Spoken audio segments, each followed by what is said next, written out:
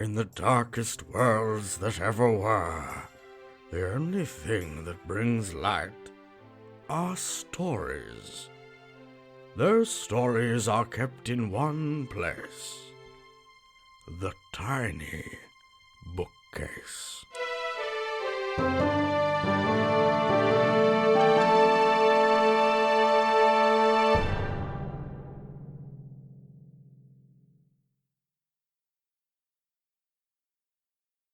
Hello, explorers of the Sacred Library. Hello, I am Nico. I'm Ben, and you're listening to The Tiny Bookcase. Well, welcome to episode 2 of season 2. It's a lot of twos, I like it. We've been keenly anticipating this guest since the early days of season 1. We have. We're joined today by someone described in the scrolls as a writer producing modern-day, raunchy adult fiction with more than a touch of comedy. He's quoted as saying, "Sure, I write sizzling sex, but my naughty scenes are always tinged with a hint of hilarity." We'd like to welcome Tom Marlowe. Hello, Tom. Hi guys, nice to How's? see you. Oh, good. It's we've been meaning, as I say, been meaning to get you on for a while now. It's good to have you here. Yeah, it's good to be here finally. It's been a crazy few months, so this delay was pretty much anticipated by all of us, I think. Yeah. I think so. How has your sort of lockdown situation been generally? It was pretty harsh, harsher than you guys had over there.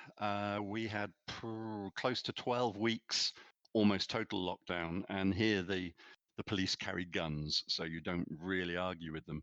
And we Jesus. needed forms to even like go for an exercise walk or anything like that. Oh, So it like was actually pretty have to severe. carry papers. Wow. Yeah. I'll be honest, when we booked the erotic comedy guy, I didn't think we'd be immediately on police violence. This is... No violence. They're standing on the street corners, smoking cigarettes and lounging around. And, I'm not saying that they will take bribes, but they'll take bribes. So, yeah, it's like the best and the worst of humanity. Oh dear. I'd just like to say the podcast does not condone violence or smoking unless you're doing it to look cool to other people your age, in which case, go ahead. So that they can bribe you. I think. Yes. For sure. Yeah, we do condone bribery. Definitely. In all forms. Well, that's how I got on the show anyway, wasn't it? Please bribe us. Please, we're so hungry. I don't know whether this would be sort of libelous, but there was a story recently about a DJ taking money for plays, wasn't there, on BBC? I think. Don't Maybe it was worry, it's not libel unless you write it down. It's just slander. Oh, just slander. That's the one. Is it not libel if you publish it, like in a podcast, for example? I wish we could afford a lawyer. Then we'd know. Well, as you're very much aware, Tom, the business of the day is stories, and we've got the shared prompt that we'll all be writing to for this episode this week, and it's every summer, and Nick will be going first. Here I go. All of them.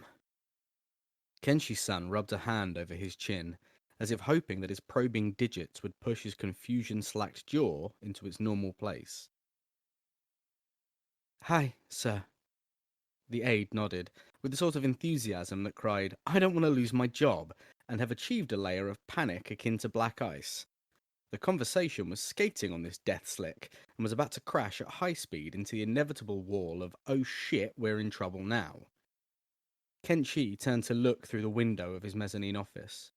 The warehouse floor below bustled with workers. Happy, fulfilled, minimum salary workers.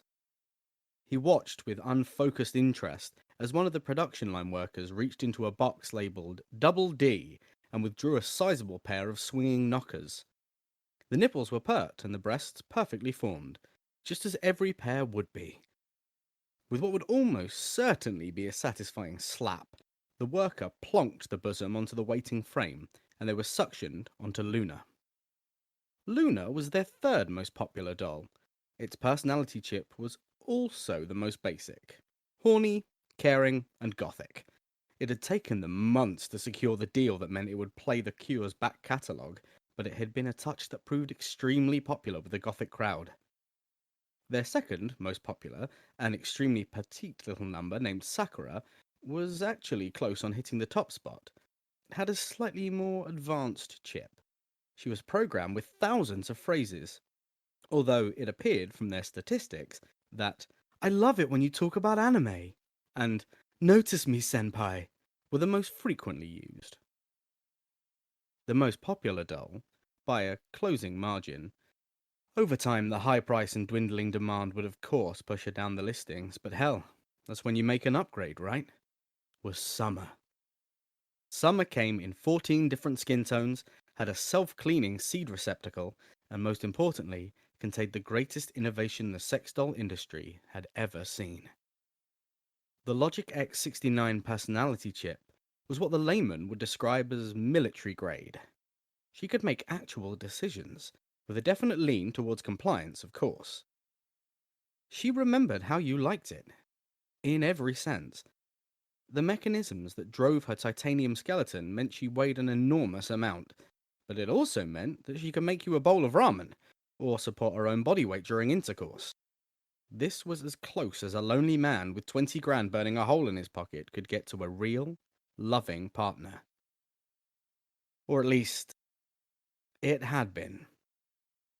The aide, Kenshi thought perhaps her name was Hachiko, had come in with a sheet of paper crisscrossed by angry-looking red lines. Apparently, and Kenshi couldn't really understand how such a thing would occur, one of the servers that controlled the memory of the dolls had broken down. The secondary server had collapsed a month before, which IT assured him was of their highest priority.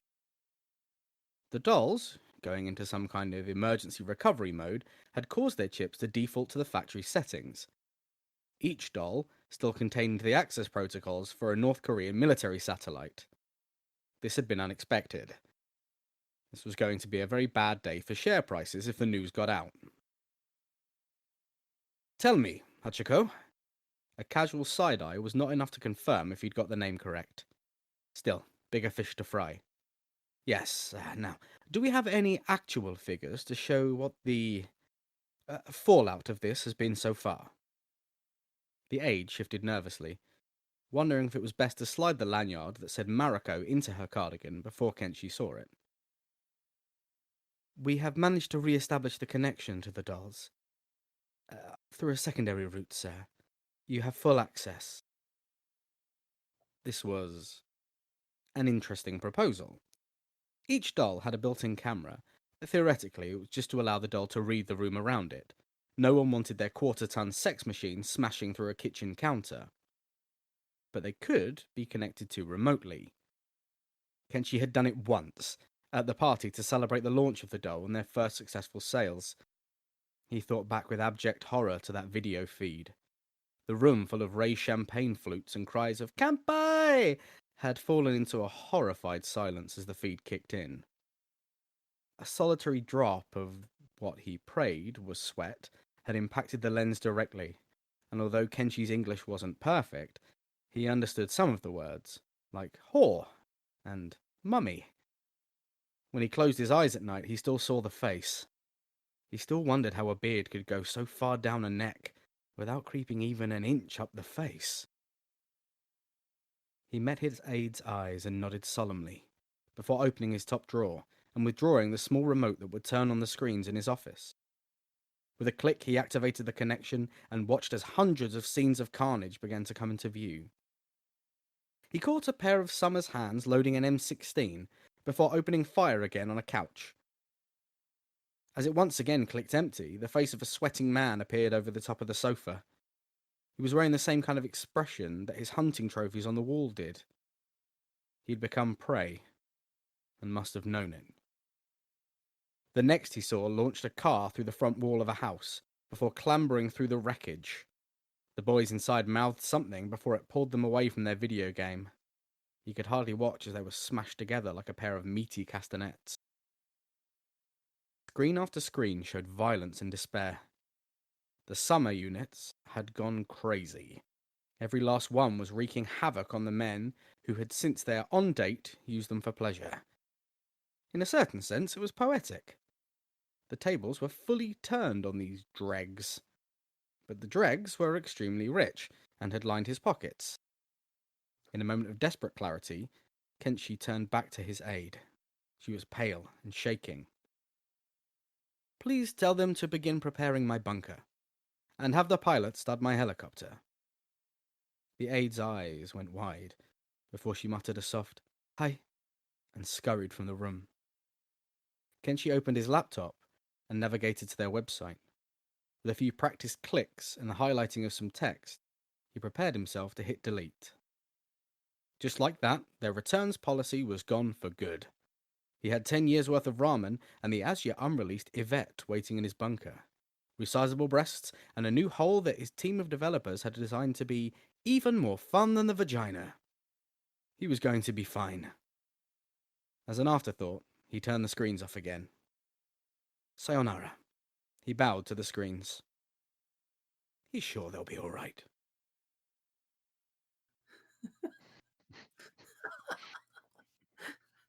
That was fucking hilarious, Nick. I loved it. That was great.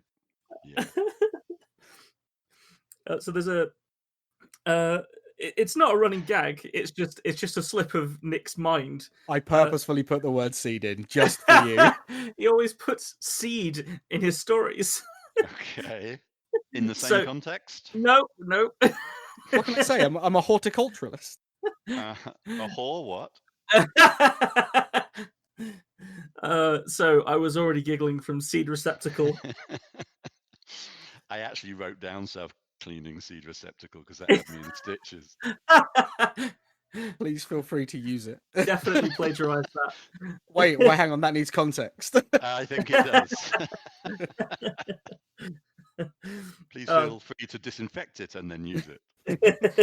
Especially in these COVID times, guys, always disinfect Ooh. your self-cleaning seed receptacles. Moving on. Some really, I loved all of the really strong sort of vibrant imagery and stuff that you bring into it as well. It was short and sweet, and that worked really well for what you were going for there. I felt like the little gag about the fallout from the dolls reverting to their North Korean factory settings You got me. was lovely, and I think I know too many of the bearded necks that you mentioned to go too deeply into that one. Fascinated, but we actually had a conversation, didn't we, the other day about bits of your face that beard just doesn't grow on. Mm-mm. And there does seem to be a subset of people who there is no beard above jawline at all, and an immense amount of beard below the jawline. And You I don't do think not it's an know. active? Sorry. Go on. I was going to say, I think you're about to ask what I was thinking. Like, do they do that on purpose? Yeah. Is it not linked directly to the length of time you've had an active WoW subscription? I'll have you know. Has mine just been off for long enough? Is that what we're saying? You've started to grow hair on your face. Time to beat it back up. just a month till it fills in. I will also be lifting meaty castanets for something. I also wrote that down. How strange is that? I think he just he's full of sound bites, is Nick. That was spot on. What I really liked was that it was very much less is more. You could have really got gratuitous with it, and it would have still have been really funny. But the implication of certain things, had my mind filling in the gaps, and it really worked. Yeah, I also you very quickly, not just the gags and not just the concepts and stuff, but you actually quite quickly got across the characterization of the main characters, including the woman tucking away her name badge and this kind of thing. It felt very real, and I think that's a very strong showing. I think so too. Yeah, I really liked it. Thank you kindly. I took the safe approach and went first this time, because now we get an actual writer to tell a story, and then you have to go after them, Ben. Ha ha ha ha. ha. Yes. You see, I've got the opposite feeling. I'm considering reaching forward for the disconnect button, the, 'cause- because that's a hard act to follow. the ejector seat button is also next to that one. Just be careful.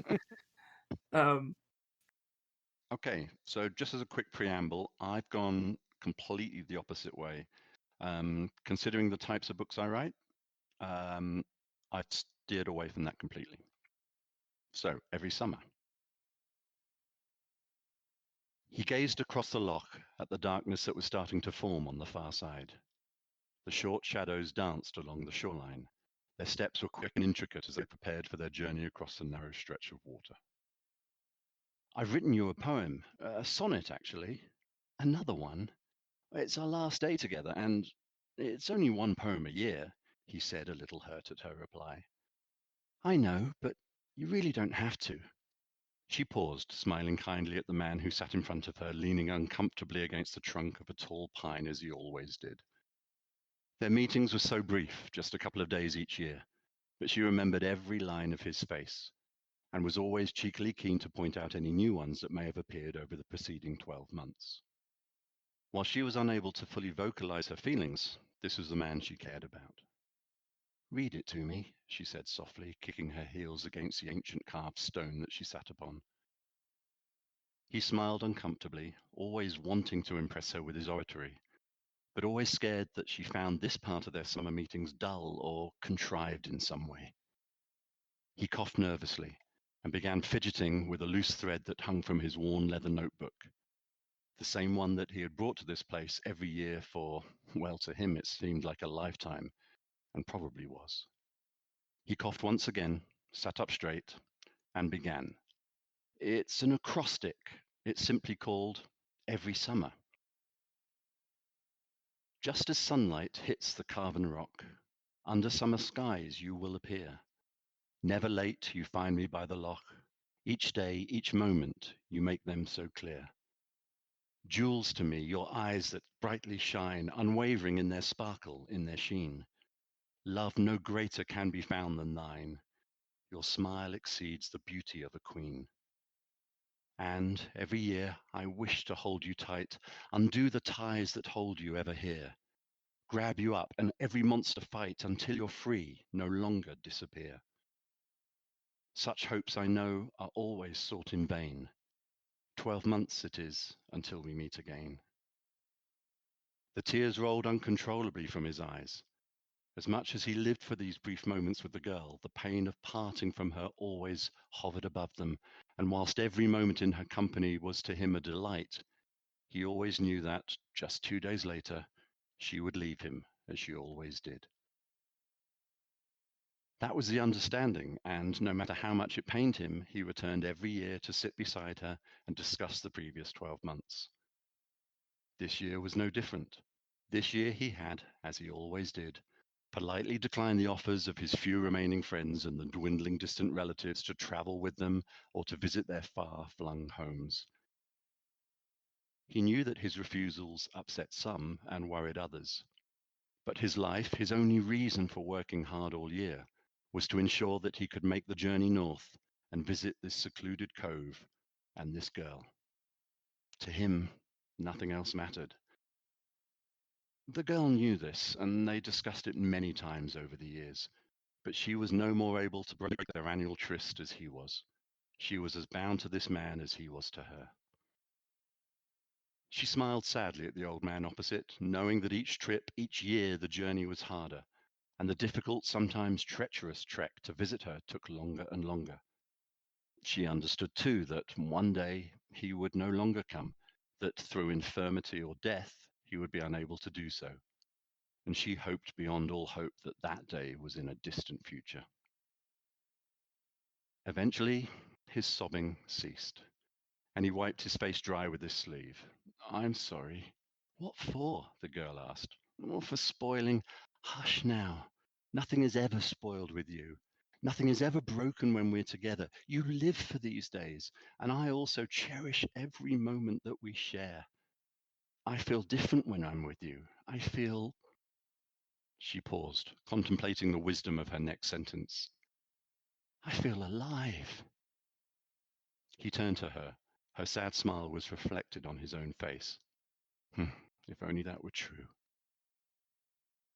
By now, the sun had dipped below the distant trees that bordered the loch, and as the lengthening shadows crept along its iridescent surface, the girl sighed. It'll be time to go soon. Filled with sadness now, it was all he could do to even nod in acknowledgement. I will see you next year, won't I? Not even God, in whatever variant is currently the most fashionable at the moment, could stop me. He lied, knowing that this would be his last visit. I've never told you this, but I've always felt it. I love you. You do know that, don't you? She smiled sweetly at him and laughed lightly. For a moment, it seemed like the shadows ceased their slow advance towards them. For a moment, it was midday on their first day again, and the whole afternoon lay before them. And for a moment, he was young and strong once more, and they were meeting here at the rock for the very first time. You silly thing, she replied. Of course I know. And you know that I. She stared across to the shadows that, regardless of the enormity of their conversation, crept ever closer. Goodbye, she said.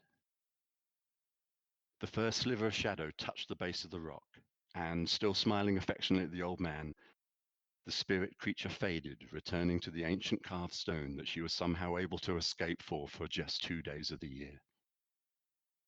The shadows moved deeper, creeping towards the old man, who sat motionless now against the trunk of the pine tree, a single tear trickling down his face. But their touch did nothing to him. After all, what can mere shadows do to the corpse of an old man? That was gorgeous, man. What a lovely story. That was really and so eloquently spoken as well. That was a really engaging tale. Thank you. I was trying to figure out what the I love stories like that where you're not entirely sure. You know that something's not quite right with the participants, Yeah, but yeah. I really like stories like that, and I was the whole way through. I was thinking just before you got to the end, I was thinking Selkie. That was where I was at with it. You know the sort of seal women. Yeah. Okay. Yeah. But it did, that wasn't quite right. So it was it was fascinating. Is that based on some kind of folklore? Absolutely not. No. When I got the options from you guys, I literally sat down and wrote that in about an hour and a half, Crap. and I've only gone back a couple of times just to tweak it, you know, a little word Yeah. here and Wow. Yeah. No, it really had like a rich folklory-ness to it, thank which I you. enjoyed. That's what I was going for. Yeah. Wow. It Well, I was think I nailed it. there's a sudden revelation that he was old. And, you know, in my head, he was like, up until that point, because of the way it was written and the way it was told, I saw him as this young man. Even Mhm. when you said, his family saying, "Oh, do you want to come away with us?" and his friends, I thought, "Oh, he's a kid." And then he was old, and the sudden weight of the knowledge that he'd been doing this for so long it was crushing. It was brilliant. Really, really came through. Really, really worked for me. Thank you.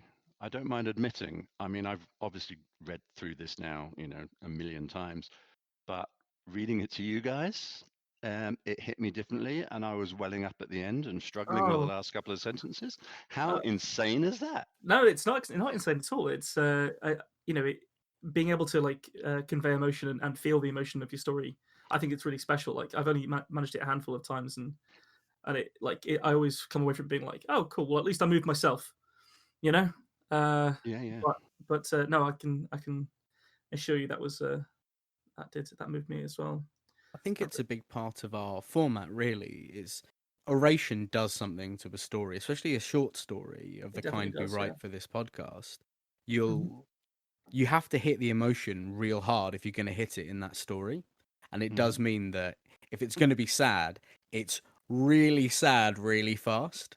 And back in season 1, I told the story from the perspective of a dog whose master had died, but he couldn't understand it.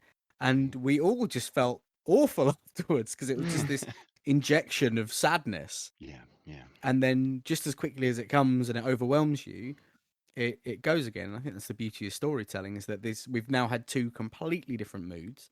I'm pretty certain Ben's Mm. going to do something different to the things we've both done, and it does make that sort of magic of storytelling very real. So thank you. Thank you Yeah. too. I appreciate the feedback. Just before we move on to one, actually, I would also like to say I thought it was very clever to put an acrostic in your story, like to do a poem within the story.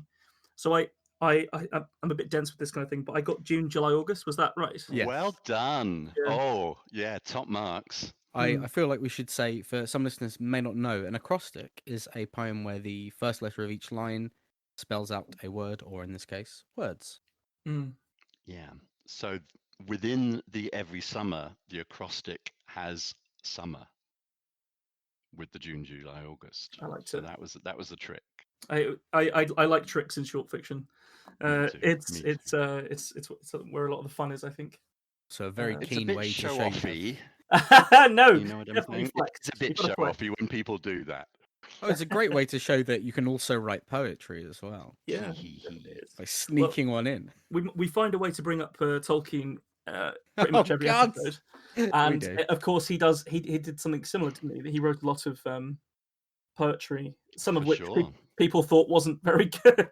The king beneath the mountain, the king of carven stone, the lord of silver fountain shall come into his own. His crown shall be upholden, his harp shall be restrung, blah de blah de blah.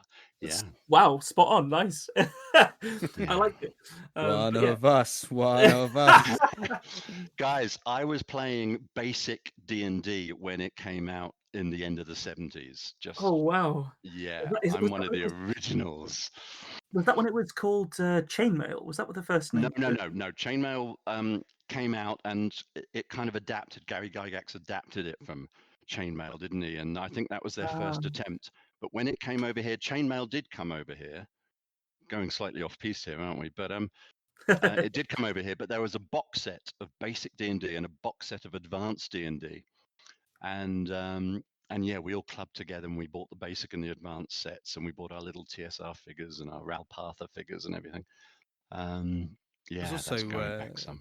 That was what started Citadel, wasn't it? The company that went on to become Games Workshop. Absolutely. Yeah. Absolutely. I had some original, there was minifigs, there was Ralpatha, there was Citadel, they were all the figure creators back exciting. then.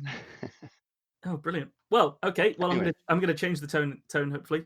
Cool. And we'll see how we go. Let's have it.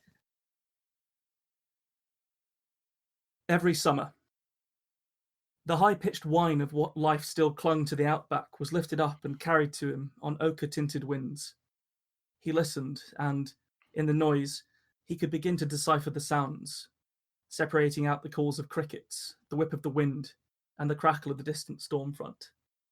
Opening his eyes, he could see the far-off western sky was filled with bruise-coloured clouds, which plumed upwards, their shapes flashed vivid by the stark white lightning.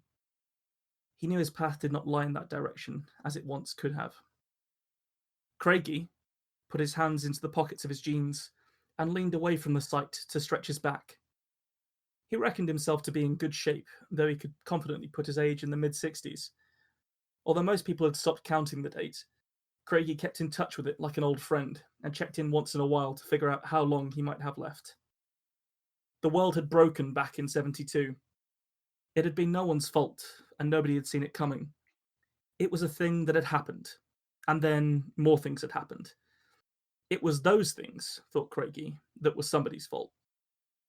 He had been 14 at the time, and he knew there was meaning or strange foresight in his decision to go walkabout then. He knew his bones would be bleaching somewhere if he hadn't left. The song lines had led him to safety, and as he had sung his way through the outback, he had heard the sky fall behind him. That song went unchanged for a long time, and so he stayed, tracing his way through the dream tracks and surviving with meaning, preserving what he knew. Those of his people that had survived made their way out of the bush, and he had known many of them along the way. Their exchange of knowledge had caused their numbers to grow, and he knew that he was seeing more and younger people on the song lines with every passing year. In the early days of his walkabout, sometimes the tracks would take him closer to the bush, and from there he had seen dark clouds over the burning cities, and known never to go back. He could not follow those lines anymore. Instead, he had begun to follow a different path every summer. He had allowed the songs to change with the world. The quiet tones of hiding and fear, imbued that fringe land now for his people, and as the weather turned, they followed his summer track. After the fires, the wars had started as their civilization fought over the resources of a land they had never tried to understand. The burnt-out wreckage of trucks and cars from those wars still littered the dead roads. Those carcasses sat still on cracked tarmac now and rotted with rust in the sun. Few of those people had found their survival in the outback. Instead, they had been forced to watch their fuel dwindle and their guns fall silent. Their war had killed many before it had died. Craigie thought that if he was older than 60, then that would mean it had only taken 200 and some years for their world to end. Before that, he thought, his people had looked after the land since the dreaming. Those white people had been so sure they were right that they had squashed his people's identity and rewritten their own history with deliberately dense understanding. Craigie had attended their schools before his walkabout, but even then he had understood that they had nothing to teach him. Anything that they deemed valuable would be kept from him, and instead they would tell him their version of his history.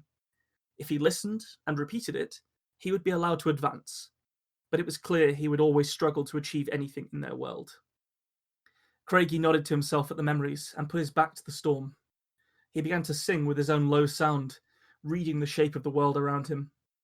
Far ahead, the horizon was a hard black line over which the sun-tinted sky folded into its own darkness. Craigie stretched out his legs and continued to walk. He knew, with the rainfall, there would be a billabong up ahead at which he could rest, though the dead river would soon be dry if it wasn't already. As the last of the lightning receded, the stars spread out above him and the light of the moon was enough for him to place his feet. Small black rocks lay stark on the sand, and their edges were sharp enough to cut him. He had seen them fall before, and knew what they were, and what they meant for the world that had been broken. Craigie found himself lost in his quiet song as he crested a rise and scanned the plains for the oxbow of the billabong. He was surprised to see light marking it. The flickers of the fire at its edge would disperse through the ripples on the billabong to illuminate that last bit of water in the night. Craigie stopped singing when he saw them. In the fruit trees that clung to the life of the waterway, he could see the shadows of suspended people. Their arms and legs hung down, and their necks craned to the side as if confusion had been their last thought. More and different people had sprung up a campsite by the water, and over the wind, Craigie could hear their chatter. Their rough voices held no song, and he knew then that they were those people that called themselves the winners of the wars. Craigie moved closer, concealed by the brush of the outback. He counted them and looked over their equipment. Several dust-brown bikes built for long range were hooked up to solar panels that reflected the stars. Their group numbered over 30 and consisted of men, women, and some children. Craigie did not look at the bodies in the trees. Their loss was more than their flesh, and he knew that he could not allow it to happen again. Over the next days, Craigie watched and waited. The billabong was visibly shrinking, and every day the bikes would whine into life and spread out across the land, leaving a web of tyre tracks. Their direction was against Craigie's lines in some cases and across them in others. He knew that they would find nothing as they left each day, just from their chosen direction. But he also knew that eventually those bikes would get lucky. Then the group would travel on foot to intersect another section of the dream track. When they did, they would find more of his people, and the horror would repeat. This would happen every summer if they returned to their ruined cities with news of it. Craigie knew what had to be done to force them to move.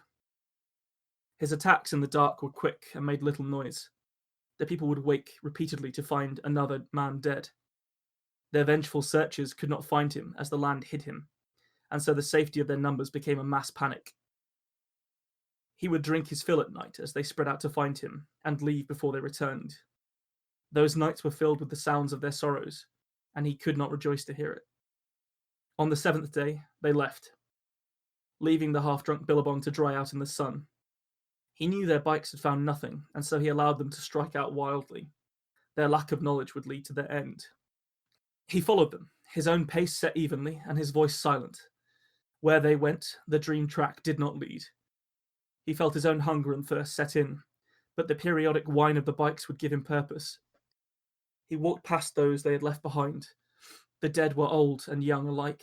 small blots of flesh on an ancient landscape they had never acknowledged. Their bikes began to alternate as fewer people could ride, and the wines grew fewer and farther between. On their final day, Craigie walked through their bodies on the salt plains. Some were still conscious, and he ignored the hands that they held out for help. He had seen their last rider finally pick the right direction, and known then that it was too late for them. Craigie retrieved one of the riderless bikes and turned the engine over as the sun began to set on the arid day. It had been a long time since he had used anything like it, but he allowed it to carry him along his own path towards the eucalyptus grove he knew the man would find. The bright bark of those silver-topped gimlets grew thick here. Their roots held life-giving moisture in an otherwise unknown land, unless one knew the songs. Craigie could see the discarded bike at the edge of the grove, and knew the last of them would be inside, hidden from the sun, reviving himself. He would survive unless something was done. Craigie banjaxed the bikes, and then tore off some of the dry bark from the trees to make a fire. From it he carried flaming brands back to the trees and set them ablaze. With his steady gait he walked around to the opposite side of the grove and waited. Craigie saw a sharp black rock by his foot, shined by the heat of its passage through the sky. It made him think of the dream track and how the world had changed the songs. That he would never return home from his walkabout struck him once more, as he considered where his path diverged every summer. That world was broken, and this hard land had grown harder since then. But his people remembered, and they were surviving because of the songs he had kept alive. That gave him meaning. The man, soot-stained and ruined, stumbled from the burning trees at the exact point Craigie had known he would. In his hands he held a long-barreled rifle, which he pointed at Craigie's chest. Craigie knew not to fear guns. It would remain silent. He bent over to scoop up the black rock, and then, his back straight, stepped forwards to find the end that he intended to make. Wow. So I will say, before we give any feedback, Ben was worried about the context of that story, and I think you had no reason to be. Here.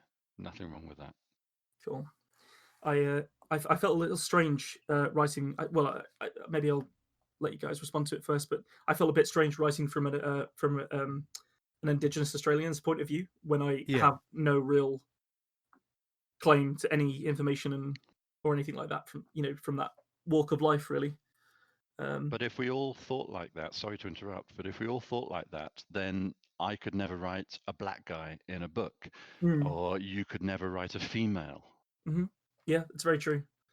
I have been wondering recently, like how far all the I totally agree with a lot of like the whitewashing complaints that have been going on, with like Hollywood, casting, Californians as Japanese people is like when they have, as I said earlier, no claim to it, is ridiculous. But I don't think that same thing can be applied to stories and or any kind of authorial intent, because you need to be able to put yourself in other people's shoes in order to tell any kind of story that isn't exactly about your own life experiences. I agree. And I actually think that you walked some of his walkabout. I felt it. Yeah, it's a bit of an intense story, especially when you start to look into it a bit about the mistreatment of the sort of Indigenous Australians. So yeah, I think especially with the nature of what the story was written for, so it's written to be orated. The telling of it is key to how that story should be put across, because you told it sensitively. You didn't attempt to do a voice or try and dress it up. You told the story, and you told it with purpose and with meaning. And that's, if you're going to write from a perspective that's different to your own, and we've had this conversation before. I wrote from the perspective of an abused woman, and I was nervous to do the same. So I completely understand where you're coming from, but to try and understand and to write that story and be able to acknowledge, I know it's not my story, but I'm trying to see through someone else's eyes, I think takes extraordinary strength of character. And I think it worked. It came across as strong. It wasn't gratuitous. And there are a couple of little droplets in there, their version of his history. I absolutely love that line. I Mm. mean, just that line summed up 200 odd years, you know? Yeah, it's It's very, very powerful line. oh, I'm glad. Also, great use of colloquial terms. The only person I've ever heard say walkabout is a friend of mine who is uh, indigenous indigenous Australian. Let's edit that so I don't sound dumb saying it. Let's keep um, it in. yeah, let's keep it in. But he said he's no longer with us, sadly. But he said walkabout. He'd always take a walkabout when he was visiting the UK, like before. He would always come to boxing events that I was going to. But he, so we were getting a coach back to wherever we were staying. He wouldn't take the coach. He would walk because it's the right thing to do. And I really felt him when you were saying it. So I think, if anything, from my perspective at least, it brought something real to it. Using the term billabong and walkabout and talking, well, clearly having looked at what should be said instead of just making it up and guessing. That's what makes it work, I think, because you've taken the time to try and get perspective that you might not necessarily have. Yeah, I definitely approached it with quite a I would say quite an arrogant demeanor, like because I spent a summer in Australia when I was a kid, and I thought, oh, I can write a story about being in Australia during an apocalypse, and um, and then when I actually came to write it from this point of view, I learned a whole raft of new things about the Indigenous Australians that I didn't know, and actually by educating myself through writing the story, learned that a lot of the preconceptions I had were inherently racist. Yeah. Like for example, I would say there's this concept that they are and were nomadic, like purely nomadic, which apparently is not true.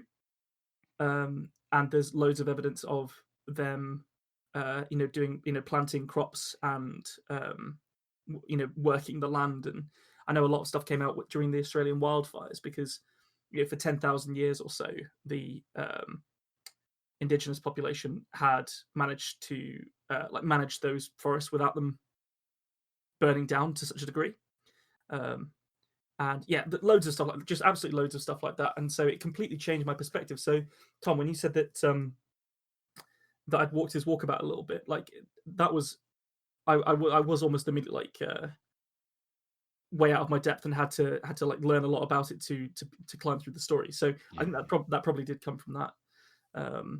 I'll say also my favourite Mad Max fan fiction I've ever heard.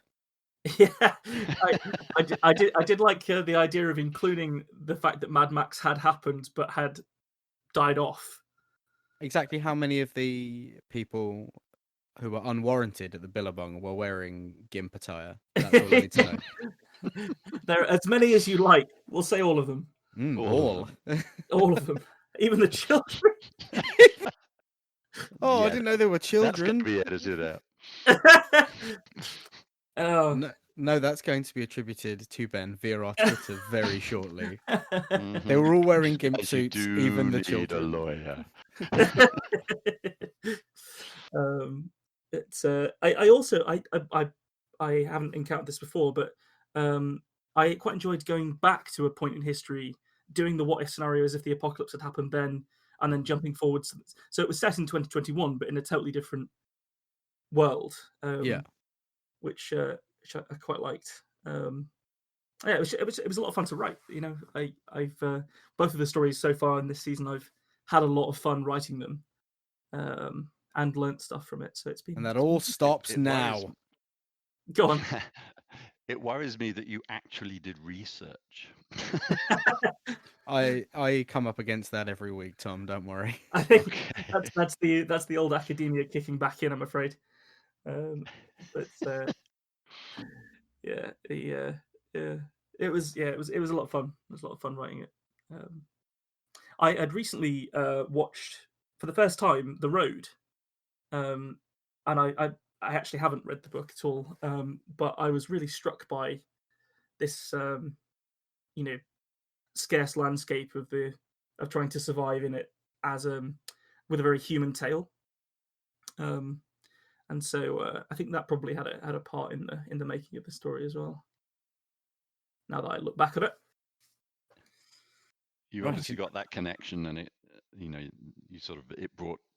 brought it out of yourself with the childhood visit, and yeah. That's a good point. Actually, I hadn't considered that. Because it's the father and son dynamic in the road, isn't it? That's enough about you, Casanova. Talk about her. Yes, exactly. We've got a lot of excellent questions to ask you, Tom, and we're excited to hear the answers.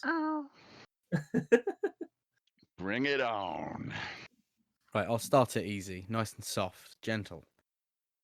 What are you reading at the moment, Tom? Surprisingly, I read very little now.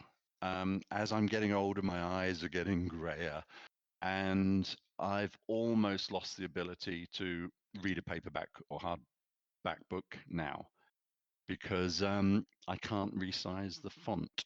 So my Kindle gets used, and what I'm actually reading right now is a children's story. Oh, yeah.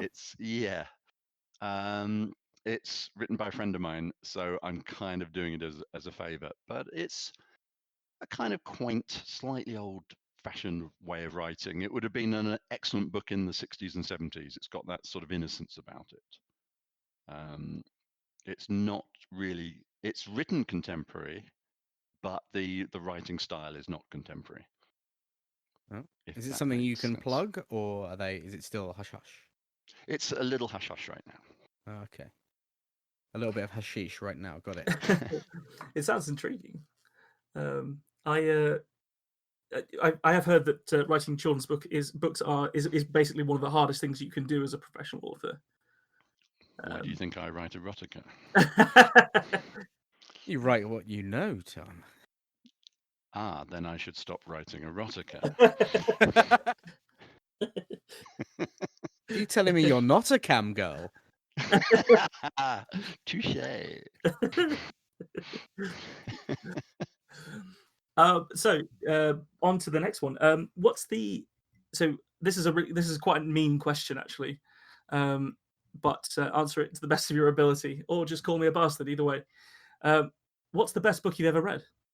Ooh, the best book. The best, whatever leaps into your head. Okay, what really leaps into my head? There are many books I've enjoyed, of course, from a childhood of reading Enid Blyton or Adventures of the Little Wooden Horse, which stuck with me for years, and so on and so forth. But one book, it's a little obscure, The Healer by F. Paul Wilson. It's basically a book, it's about a guy, it is part of a series, but it's like, it sits off to one side of the series, if that makes sense. Kind of like The Mandalorian isn't, the Star Trek line. It's a book to one side. Okay. Yeah. And it's basically this guy that is being chased by the. It's a science fiction story about a guy. He's kind of like a spy on a slightly backwards planet, and they sort of catch on to him, and he escapes by hiding in a cave. And they leave him there. They just walk away because they know he's now going to die because he's gone in the cave. And there are these creatures that hang off the ceiling, and one of them lands on him, and there's a symbiosis, and it makes him immortal. And it's kind of about his life and how immortality isn't all it's cracked up to be, because he kind of has to hide himself because 200-300 years later, people are still going to be saying, well, what the hell are you still doing around? Ooh, okay. Yeah, exactly. So it's not so traditional, and it really got into me. And I've only read it about 2 or 3 times. The book cover looks phenomenal, like with this like melting face and badger lock hair. Oh, fantastic! There's been a few covers because there's one now just a hand. Oh, yeah, I can see that. One yeah, I know, it's like a kind of green shaking man with red eyes. Of course, the green That's shaking the one I man. remember. Yeah, well, he looks like he's got vibrations going on around him. Oh, I see it. I see it. Yeah. Another book, which I think is one of the most fantastic books of all time, for a completely different reason, is a book by a guy called Michael Kring, and it's the Space Mavericks series. And if you guys don't know this, find the two. It's a trilogy, but he only wrote two of them. Because they were so bad and so unsuccessful that he wasn't commissioned for the third. And they are really. I don't know if you guys have played some of the old sort of role-playing games like Traveller. Oh, I have. Yes, the Right. character creation system in that is Yeah. spot on, Well, yeah. Bonkers. I'm talking like the original Traveller series, but it's very much swords and sorcery in space. I mean, this guy can convert. He's been adapted slightly, so he's a little bit Wolverine-y. But they fly through space. They're trading, but they're not very successful. And there's a magic ring, and it's kind of every possible thing that you could think of put into one book. And then there's a sequel where they try and find out the origins of the ring. And it's just badly edited. Some of the sentences are grotesque, but there's like addiction's the wrong word. There's a compelling need to finish it. It's real space opera junk. This written sounds in the like 70s. exactly my kind of book. Well, if you like people like E. Doc Smith, have you ever read some of those real kind of pulp sci-fi things from the 30s? Not me, no. I was going to say that this does sound exactly up Nick's street. This Okay. sounds like every movie he's ever recommended to me. Okay, well, when this is over and done with, I'll send you a few titles and stuff. Do it. Real pulp, dire stuff that for some reason you just cannot put it down. The green shaking man leads me on beautifully to our next question, because he may be the answer. Do you have a favourite literary character? Yes. And again, it's nothing to do with the genre I write. Alice from Alice in Wonderland. So go on, what's connected you to Alice there then? What speaks to you about Alice? Oh, right. I went to drama school. That was my chosen career path. Mm-hmm. And I wrote a thesis on Charles Dodgson,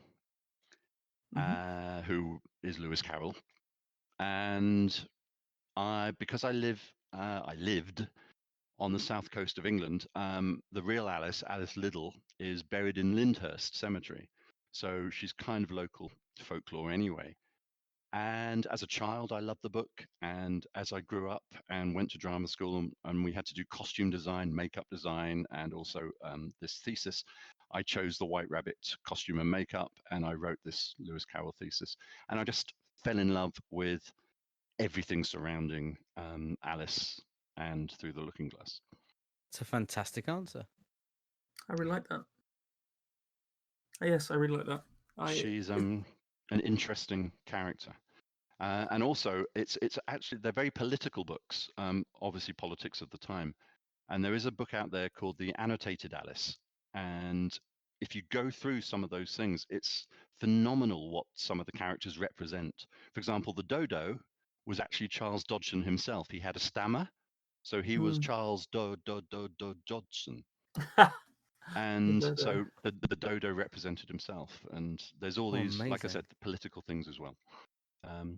Fascinating. We actually had an episode of this podcast in the first season that was the prompt for it was Wonderland. Okay. And the two of us and our guest at the time, Declan Khan, wrote some rather interesting takes on it. Some of which was more influenced by Alice than others, I think. Right. I actually, wherever I travel, I mean, I'm not saying down to the shops, but whenever I, travel to another country or whatever, I have a 1908 copy that goes with me everywhere. Oh, damn. Yeah. That's lovely. Bit freaky. Oh, I like that answer a lot. Well, actually, it might well lead on to onto this next question, depending on how you want to see it. If you could adapt a book, and I know you've written screenplays before, into another medium, what would it be, and also why? Okay. I will say now it wouldn't be Alice because I hate every single adaptation that's ever been done, from Disney right through to Johnny Depp. I was just going to say Johnny Depp as the Mad Hatter didn't do it for you then. Oh no.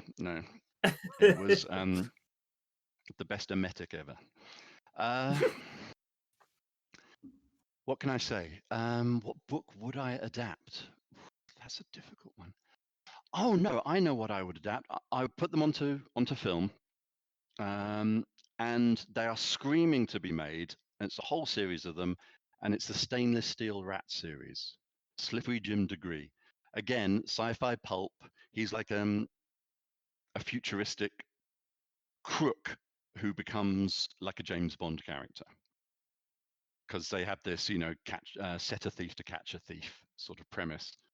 And so they get Slippery Jim, and there's a series of books. A Stainless Steel Rat Saves the World, runs for president. They are totally insane, and they would be perfect comedy sci-fi movies for sure. Movies in particular, rather than like long form TV or anything like that. They're too short for that. They're probably like 55,000 words, so they're within the novel range, but they're kind of like a fat novella, truth be told. Exciting. So does any casting spring to mind? That would be a difficult one. I mean, Jim, it would definitely have one of those arse chins, He'd definitely have one of those. As a proud owner of an arse chin, I thank you. Oh, okay. Okay. But so a cleft jaw. For sure. Yeah. Cleft chin. Yeah. Cleft chin. Yeah. I was fine with this question. If in doubt, cast Alan Tudyk and Sam Rockwell because they can be anyone and just let it run. They really can. Right, let's go hard out the other side, Tom. What is your writing process? Oh. People say that there are pantsters and there are planners or plotters. Yeah. I am possibly the biggest pantster in the history of the universe. I once wrote a book basically because I had a cool title. And I just, this title came to mind, and all right, I'll write something around that and just see what happens. I love the characters taking me on a journey that I don't even know where it's going. So it's a revelation for me as I'm writing. I love that. So irresponsible. We definitely wouldn't base an entire podcast around that concept. I'm not condoning my own behavior. That is, I believe that's Stephen King's preferred outlook as well. Like he doesn't like to approach a novel already knowing how it's going to go, because then he gets bored and doesn't write it. Yeah, I would agree. I'm the same with my screenplays. Recently, I'm writing episode 10 of something I can't tell you about, and something that happened in episode 2 has suddenly jumped out and become one of the most important factors of the whole story. And yet, when I wrote it in episode 2, it was just a throwaway line that now has such validity that it's almost like it wrote itself in there because it knew it was needed later. Does that make sense? Yeah, totally. No. But yeah, I write very much like that. The best I have is a vague outline. For example, my first novel, Cat Amongst the Pigeons, plug, I knew that, okay, Cat has a normal life and she's going to kind of get sucked into this spy and espionage thing. Oh, and there's lots of sex. That's pretty much how I started. But that, for me, would be a detailed plotting of the story. Yeah. Yeah. I also, it can also lead to some problem. I just wonder whether you've ever encountered this problem where you end up in a situation where the things that your characters do, and if you have multiple characters and perspectives, this sometimes happens a bit more often. You get into a bit of a knot, and all of their different angles and what they would do as the characters begins to diverge and cease to sort of tell the same story anymore. Do you ever have that? I've never had that. What I have had is that because my characters develop as I write them, there might be a particular trait which I then have to maybe go back to chapter 1, chapter 2, and sort of put elements of that trait in there because that trait is needed later. But I'm an honest believer, and millions of people, because that's how many listeners you have, are going to hate me for this. But I think those plotters and those world builders And those people that spend 65 months of their life drawing a map on hexadecimal paper are finding excuses not to physically get down and write. Ooh, A big words. bold claim. I like it though. I like it. Yeah. The Everyone, but it is a good excuse. I'm not procrastinating. I'm developing this person who has 2 lines in chapter 14, even though I haven't written chapter 1, and I'm developing their backstory. And so they'll write, 10 sides of A4 about somebody who is totally irrelevant to the story, other than they serve them a latte. You heard it here first, plan pussies. Put some pen to paper. keep the fucking door in. I'm not a popular writer because of this in the writing groups, because I tell people what I think, not what they want to hear. Well, that's why you're welcome here. Yeah, but just the once. You can come back. No one's ever wanted to. You're joking. This is a blast, guys. Oh, thank you. Right. Oh, I like this one, especially because of especially the way that you gave your reading of your story earlier. When did you last cry whilst reading a novel or a short story or anything like that? Well, apart from then, where I was literally having to take a couple of, double breaths to kind of tone it down. When did I last cry reading? Or yes. right? Okay. Probably reading my first draft. No. God, it's so bad. The last thing I read that made me cry would have been. You guys are going to laugh at me so much. I hope so. The last thing I read seriously for about the 4,000th time was Lord of the Rings. And you read stuff just to kind of fill spaces sometimes, but a proper serious read. And I just cry. When Frodo has to pass over, if you like, and Sam goes home, and is it Rosie is waiting for him? Yeah. And come on, it's all too much for me, especially at the last year we've had. I'm crying at absolutely everything. So you could give me, a cereal packet, and I'll cry that there's too much riboflavin or something, because everything right now is augmented emotion, But yeah, Lord of the Rings will have me every time. Well, there's no judgment about the answer to that question, but I'm going to judge it and say that is a perfectly good thing to cry at, because those books are very sad. I was about to say, if you thought that we were going to mock you for crying at Lord of the Rings, you have horribly misread this room. Yeah. Yeah, there are many parts. Although I found it hard to read. The first time I read it, I could not get past the birthday party.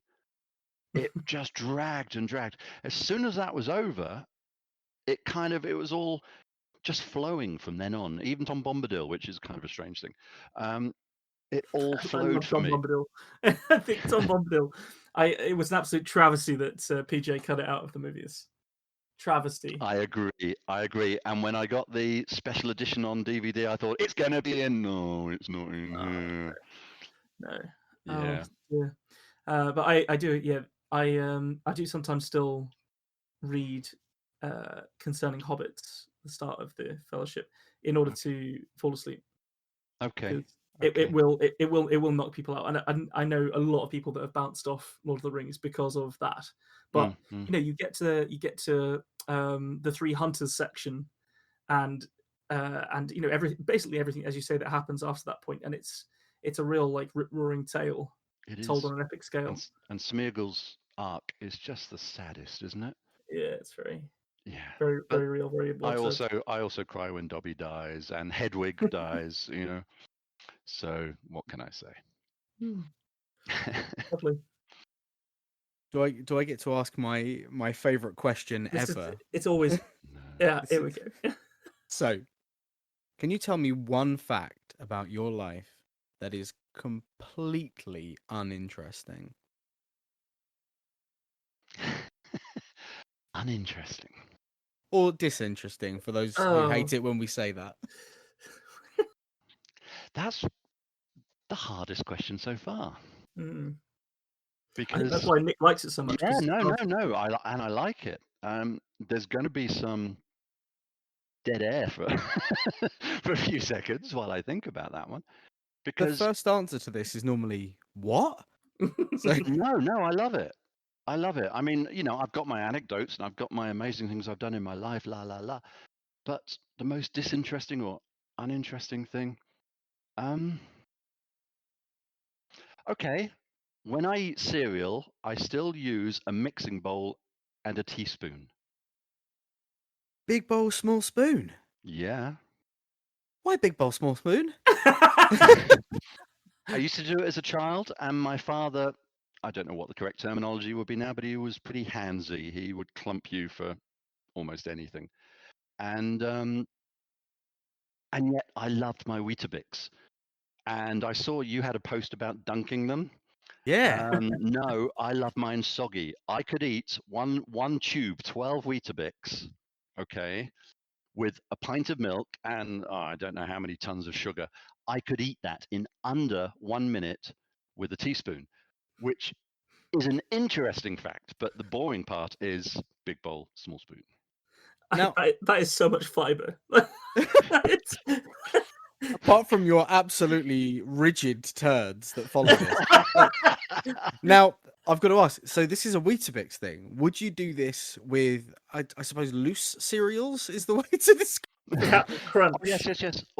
Always. I mean, just yesterday I made myself a jelly and teaspoon every time. Ice cream, teaspoon, even now, and I'm 54 for God's sake. Now, I need to get deep into your psyche now. always with the food, it's a small spoon. In bed, big spoon or small spoon? Ooh, big spoon, always. Ah, he flips the spoon. Absolutely. I like to be behind, arm over. I mean, I don't have anyone except 2 cats, and you can't spoon the cats. But At least but not yeah, for long. arm over, pull them in tight. It's kind of like a comfort blanket.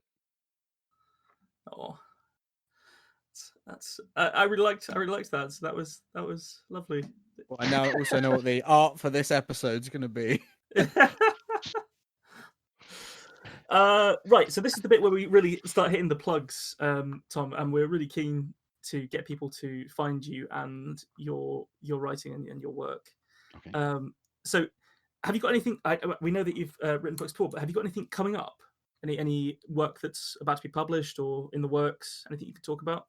I'm pushing down the road the second book of my Cat Amongst the Pigeons. There's a part 1 and a part 2, and part 2 should have been out by now, and I'm just kind of pushing it. For some reason, I just haven't got the motivation to write to finish her first story. I mean, she will have other stories, but they'll be single books. But this part 1 and part 2, she's just not shouting out to me and saying, please, finish me, if you'll pardon the expression. And yet, crazily enough, during lockdown, or let's say last year, I've written 9 books. Some, many shorts, 1 novel, all last year. And yet, 9. 9. Yeah. Wow. Yeah. 4 of them are about 12,000 words each. Sorry, 3 of them are about 12K. 4 of them are about 5 or 6K. They're really just throwaway, silly things, those are. And Right. 1 sort of 40,000 novel. Yeah. I will say to anyone listening in, take the time to check out Tom's erotic comedy stuff. When I found Tom on Twitter, which we'll get to in a second, I immediately went and bought the first one that came up, which is a book called Cam Girl, and I snort laughed my way through the entire thing, and then had to go back and read it again because I was certain I'd missed most of it, giggling like a little girl. So do check the stuff out. It's fabulous. Well, that's very generous. That series is purposefully bad.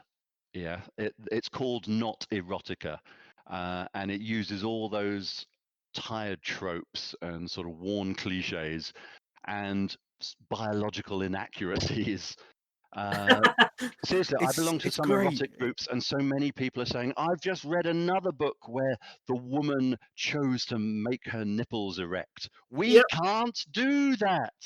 So, Whoa, wait, what? They can't? Of course it's yeah, so it's all that kind of stuff in a very condensed format. These are only like 5,000-6,000 words. Yeah, they're great. Because if it was a full novel, it would be tiresome, to be honest. Well, I take great joy out of reading or seeking out and reading really bad fan fiction. And what you've done is you've formulated that and turned it into bad fan fiction that's actually readable because it's put in a good format, and there is some semblance of a plot. And you can use this as your quote. I laughed so hard that my abs and penis were the stiffest they've been in years. I may edit that quote, but thank you. Yeah, you're I right. don't- I- Penis yeah. is too technical. I was going to say I didn't need the abs, but okay. Yeah, I mean, small penis, small quote, you know?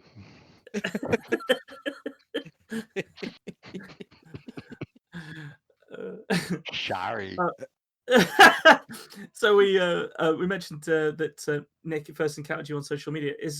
Is Twitter the best place to find you for people to follow and keep up to date on your work and that kind of thing? Pretty much. I try not to, again, here's an erotic pun. I try not to ram it down people's throats. So most of what I do is silly puns, humorous bylines, and stuff like that, and then the occasional plug of my work. Because there's nothing worse than somebody tweeting 10 times a day, buy my book, buy my book, buy my book. I hate that.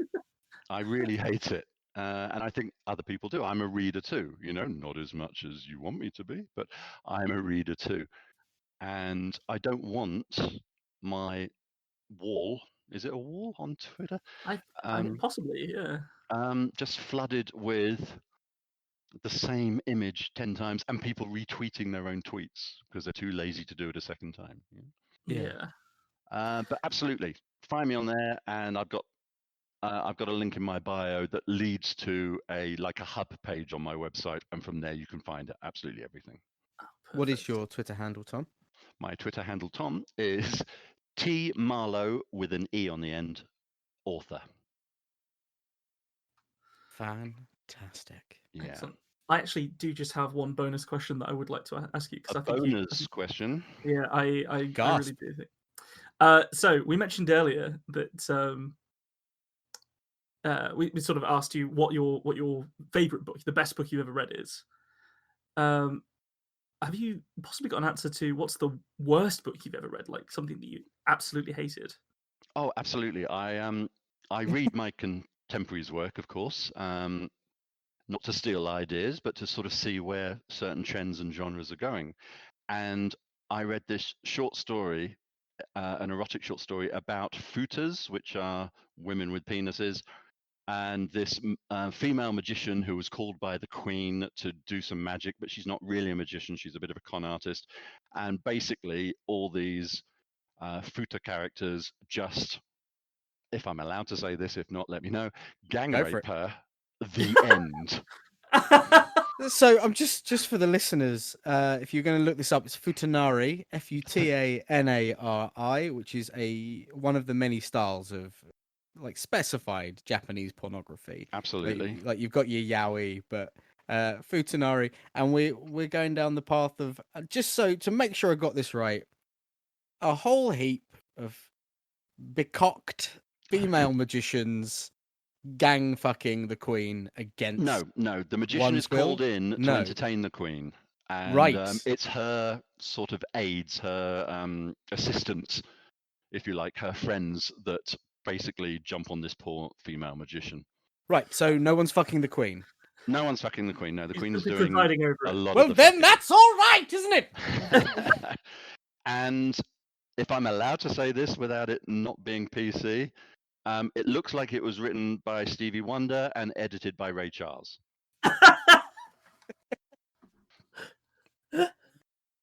It was dire. I'm obviously not going to name the author or the book, but it was beyond dire. It really was. We're definitely going to need that lawyer, Nick.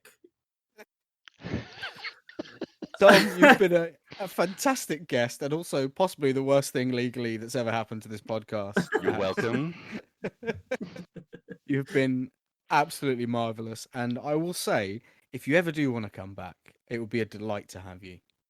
Well, it's 11 o'clock now, so shall we say 11:30?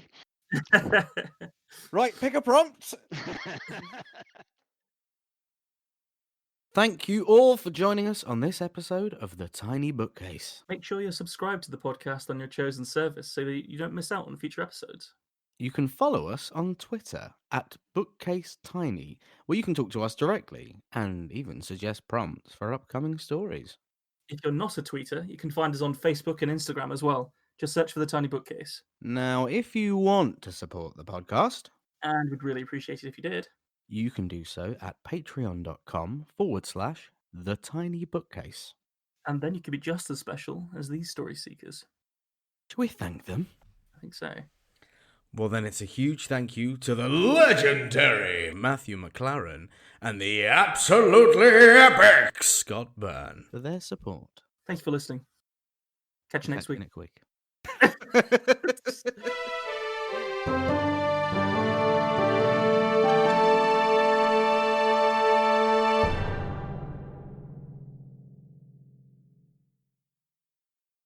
Make it slimy. Make it slimy, Nick.